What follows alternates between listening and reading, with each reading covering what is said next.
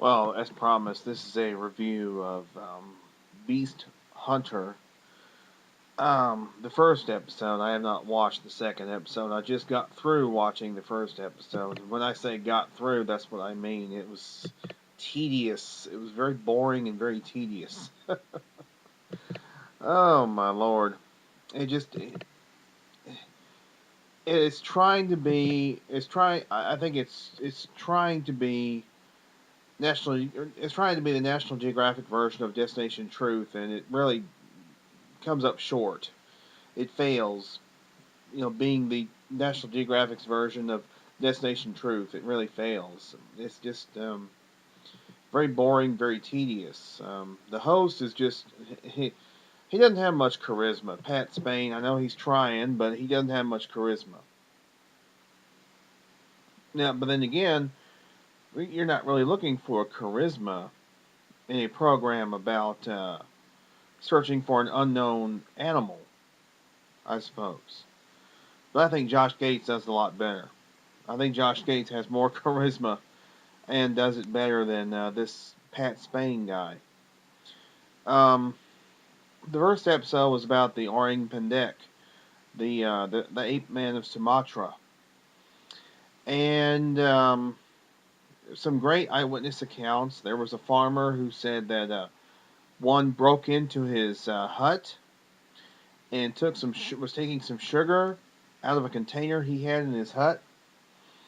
He happened to cross it because it woke him up. Apparently, he woke up during the middle of the night, saw this thing in his hut, and he took a spear and he kind of scared it away with the spear.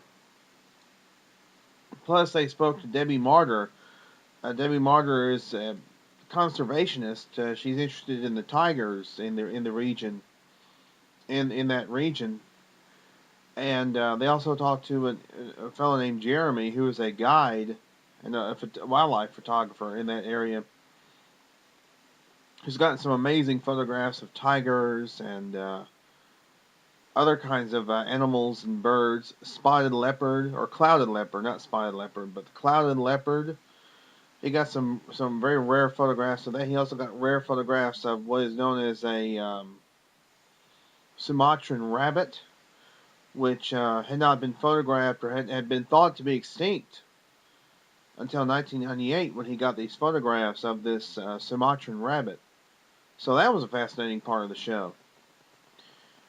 Debbie Martyr, who's actually had a sighting of an orang pendek, she talked about her interest, and one thing that Pat Spain had was it was like a hairstylist book, and showed different hair colors and things like that. And Debbie picked out the color of what she saw, as did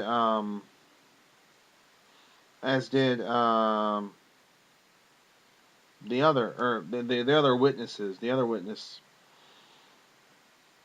and Jeremy and the host take a group into the jungle looking for the orang pendek, maybe to get some photographs of it. They didn't get any photographs of it. They got something on thermal imager, but it was large and they couldn't tell what it was. Most likely a tiger or Sumatran rhino or something like that. Probably not an orang pendek. So far, this was the only episode that I've watched. I'll probably watch the other episode at a later date, maybe sometime this week. But if the second episode is any indication, it's not that good of a show. It really isn't. Not that good of a show. It's a poor man's Destination Truth. I prefer Destination Truth over this. I mean, it wasn't that good.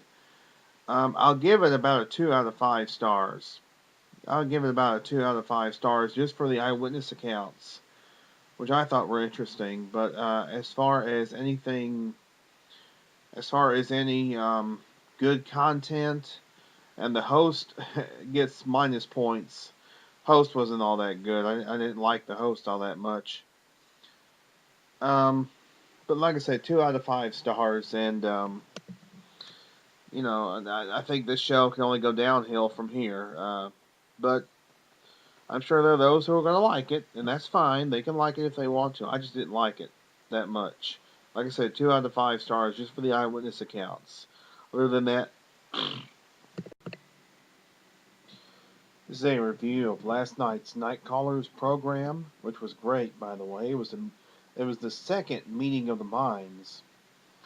We had several folks on the line, including myself, Tina Harder, Winona Alexis, Rand Trusty, Richard Van Dyke, and also, of course, the 5 co-hosts of the show: Luke, Laurie, Lauren, Luke, or JB, and Froggy. And we discussed various things at the beginning. We just kind of discussed some of the recent activity that's happening in our areas. At the beginning, the footers was great. It was about, and it was actually part 2 of something that happened last week with footers, where Lauren was actually perusing, or it wasn't Lauren, but it was somebody who sent her some articles where a gentleman was perusing some hiking and camping forums and was finding these different stories of possible Sasquatch activity. In other words, he wasn't getting these from Bigfoot databases. He was getting these from hiking and camping forums, and some interesting stories were told in that regard. That was the footers, and then the tip from the field was about casting and what one should do for casting, and also using a marker to mark the date and everything like that. Also, utilizing different methods for casting. And the second half of the show was actually dedicated to an interesting subject, quite an interesting subject at that, and that was the pro kill versus no kill paradigm. All of us that were on the panel were strictly no kill. I got to discuss that. One thing I got to discuss was that what about the flip side of that? I mean, yes, there are laws in certain states and in certain counties to protect specifically Sasquatch, but there are actually laws that say you can only hunt certain animals or certain game animals in this area or that area, especially in Texas. Um, and apparently, there actually are laws in different states that actually will protect animals that are not on the game list. Which means if somebody shoots a Sasquatch, and it turns out to be hominid, they're committing homicide. And I brought up the point. Well, now the reverse side of that, the flip side of the coin is, how would you protect something that doesn't exist? What would happen if you shoot a Sasquatch? It's not protected. It's not acknowledged to exist. It would be like protecting a unicorn or protecting a leprechaun.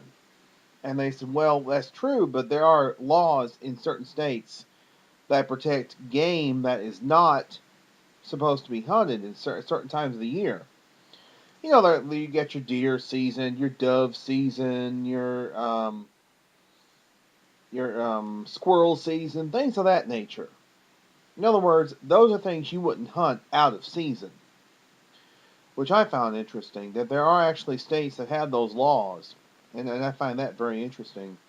It was a really great show. I really enjoyed being on the show, and I'm sorry I left early, guys. I had to go take care of some things, and I'm sorry about my nieces interrupting again. But I couldn't get my doggone Skype to work with Blog Talk, so I had to use the regular telephone. Anyway, I'm not sure if there's going to be a show next week of Night Callers. If there is, I'll let you all know about it later in the week. It'll be 7 Eastern, 6 Central, www.blogtalkradio.com/nightcallers. Now, tonight, MNBRT is returning. MNBRT Radio returns.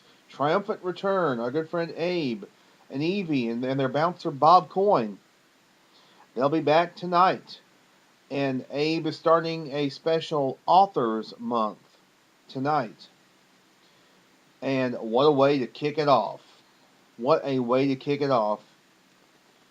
Abe will have tonight for 2 hours the one and only John Green.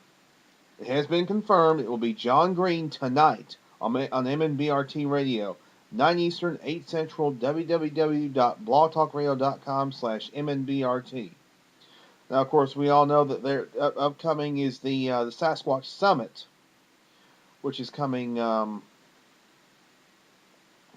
next month, a month from now, in fact. And yes, John Green tonight, 2 hours. That's going to be a great show. I'm looking forward to it. I cannot wait. It's going to be a terrific show. Always is with John Green. And I can't wait. I cannot wait. It's going to be great tonight. And I mean, Abe couldn't have gotten a better guest. And I already predicted it was going to be John Green when Abe said it was going to be a legend. It was going to be a legendary figure in the world of Sasquatch, author of several books. I said, well, who else could it be? John Green. It's going to be John Green. And indeed, that is exactly who it's going to be. But that'll be tonight, 9 Eastern, 8 Central, www.blogtalkradio.com/MNBRT. And as always, yes, we do encourage you to please tune in and support great research. Now, I'm going to do a review soon of the first two Beast Hunter episodes. I have not watched them yet, but I do plan on watching them and doing a full review of each episode. The first episode was The Ape Man of Sumatra, and the other was Nightmare in the Amazon, or Amazonian Nightmare, or something like that, which will focus on the Mapingwe. The Ape Man of Sumatra focuses on the Orang Pendek. But I'll be giving reviews of each of those here. Anyway, that's pretty much it from this end. So I guess we'll catch you guys later. Thanks for watching.